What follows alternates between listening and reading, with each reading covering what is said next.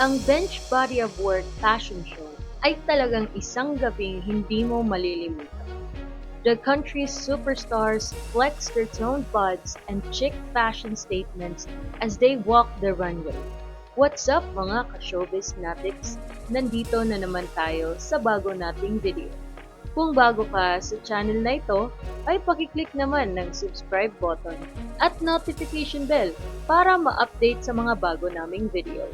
Halos 8 taon mula noong huling palabas nito. Bumalik sa Maynila ang Bench Body of Work runway. Pinuno ang MOA Arena ng isang star-studded catwalk. Sina Alden Richards, Catherine Bernardo, Lobby Po, Joshua Garcia, David Licauco, ang magkapatid na Atasha at Andres Mulak at ang SB19 ang ilan sa mga showbiz personality na tumanggap ng pinakamalakas na palakpakan at hiyawan mula sa mga nanonood ng matagumpay na Body of Work The Bench Show. Ginanap ang Body of Work sa SM Mall of Asia Arena ngayong Biyernes ng gabi, Marso 21, 2025. Si Alden ang unang celebrity na lumabas sa entablado. Dumagundong ang malakas na tilian ng mga tao sa loob ng SM Mall of Asia Arena nang maghubad siya ng pang-itaas. Kung si Alden ang nagbukas ng Body of Work, si Catherine naman ang pinali. Very confident ang kapamilya star nang rumampa siya ng solo. Umani rin ng malakas na hiyawan at palakpakan sina Lobby, Joshua, David at ang kambal na sina Atasha at Andres. Nakasakay ng motorsiklo si Jake Cuenca nang lumabas ito sa entablado para maghubad at ipakita ang kanyang suot na thong underwear na dati na niyang ginagawa sa mga nakaraang fashion show ng Bench. Nagtrending sa social media ang partisipasyon ng SB19 na binubuo nina Pablo, Ken, Stel, Josh at Justin sa Body of Work na patunay ng kanilang kasikatan. Sa curtain call ay lumabas ang bench owner na si Ben Chan at ang lahat ng celebrities at models na rumampas sa Body of Work show.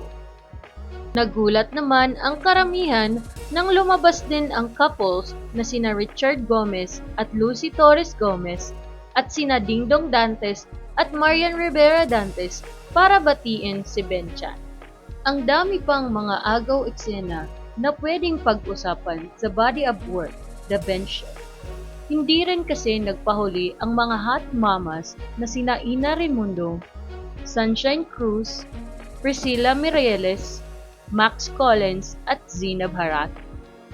Ang gaganda ng katawan nila at winner pa rin sa aurahan sa stage.